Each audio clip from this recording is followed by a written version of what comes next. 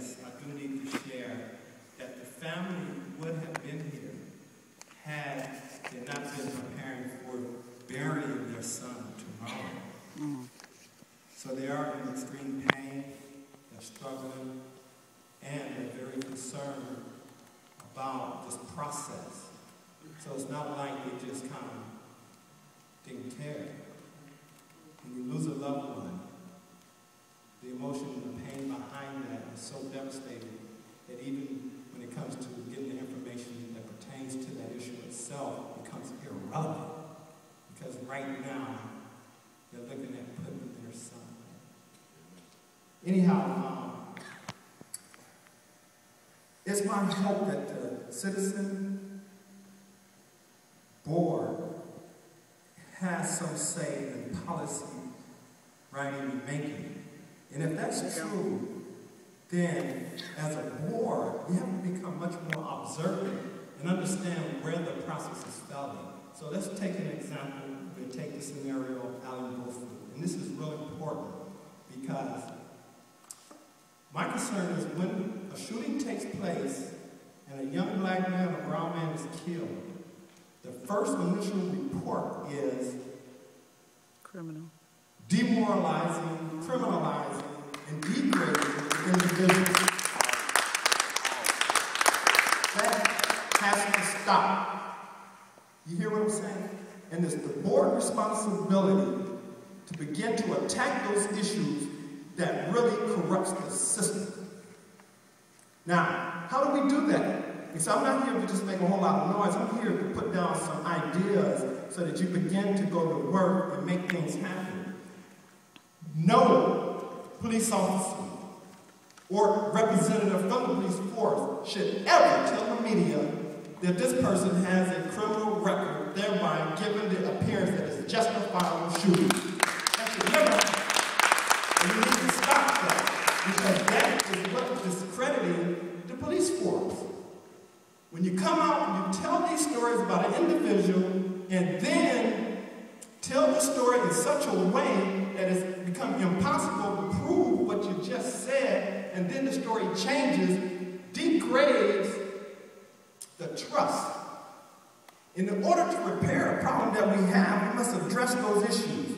Why is it that the community distrusts the police force as well as have lack of belief in the board itself? So, a procedure needs to be considered. A family wants answers. It needs to be in place that before anyone say anything, let's make sure we get some facts straight, but we got a week to get with that family. We have a week to get with that family. And we can't tell the family we do not know what truly occurred, but we're investigating. Not the way it's been going. Every shooting, it has been derogatory for the individual that's been shot. That's right. And then it changes. So we must put that in place. No reporting to the media about the individual history until the police force or agency is able to bring truth out. Accountability. When an officer says that he was in a shootout, because somebody had to say that. They said it. Somebody. That's right. Discipline automatically must take place. Because in order to change the culture, that individual is to be fired. Somebody told a lie. Let's be clear about that. Because the media told us, the community, that this young man was in a shootout. They told the parents that. If that's true, told the parents that too. Then there's no action to be taken against the officer. But now all of a sudden we find out no shootout ever took place. The officer was never shot. He shot himself. The officer that made that statement needs to be fired. That's just a fact. Because that is the order we're going to change some issues around here when it comes to trusting the police. And you are our bridge.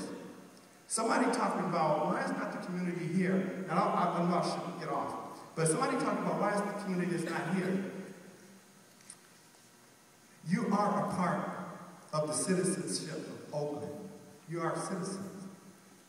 You are here. Need to be out there with Occupy Oakland, rally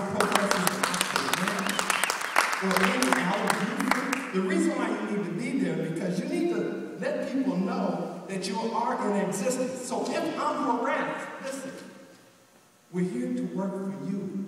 We're your advocates. If you get beat down, harassed, or feel that your rights are violated, I'm here to help you. My name is such and such.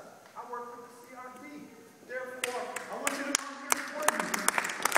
This is change the condition that we're seeing on a regular basis. It's my hope that the board make a recommendation to Judge Henderson that the Oakland PD Police Department needs to go into receivership. That's right.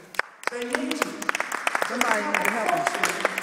That's been created so bad with heinous acts that we need to change that. We need to start with ground zero. That's right. And we need your help in doing that. Now here's the question.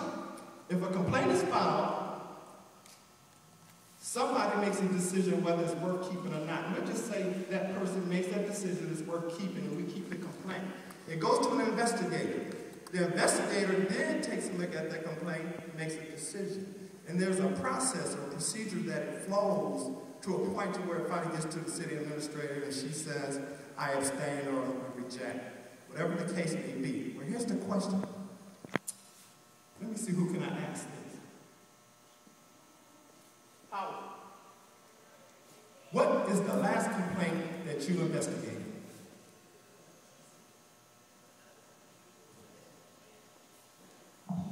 I actually can't go into a particular complaint because they're all closed sessions, but I can tell you this, that we have had an incident with one where the city administrative advisory board, and we had one complaint, I can't go into the details, so please don't ask me, where the city administrator ruled against us.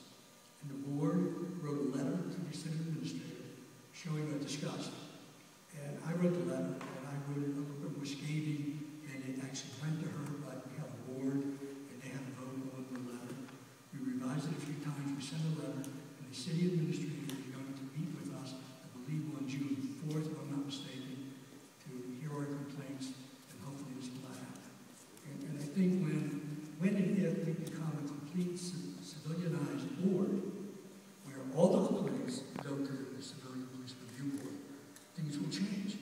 The only thing that upsets me is I'm probably going to be timed out just about that time. Because I was really looking forward to being able to sit on that board. And more than likely a year afterwards, I will buy in because I want to be part of that board as well. And the reason why I ask that is because there has to become a concerted intimacy in each complaint that you get as an individual. Because we're talking about a person's right being violated. We're talking about a person's life changing when it comes to respect in their relationship with a police force that we know today has been acting in such a way that it has all of us in a total distrust state. And just by the air in the media in itself, and Judge Henderson, and the concerned writers, and whether we have Dr. Oakland and Oxford Grant, we could go on and on and on about why we distrust this agency. In order to bridge this gap, you, the board, must begin to take real proactive steps. I mean, you can come out and pass out flyers at an Occupy Oakland protest, just like there are many attorneys that come out and let people know that they're there to help. Just like many come out there to let people know that they're there to assist. Just like just many come out to let the community know that we're here to support you and your protest. And therefore, whatever happens, I want you to know you can depend on us. Right now, there's no trust in the community when it comes to the Oakland Police Department. Zero. And there's really no belief in this, the board itself in working on behalf of the community. We can transform that. You may not have no teeth, but at least let's ground back. Let's ground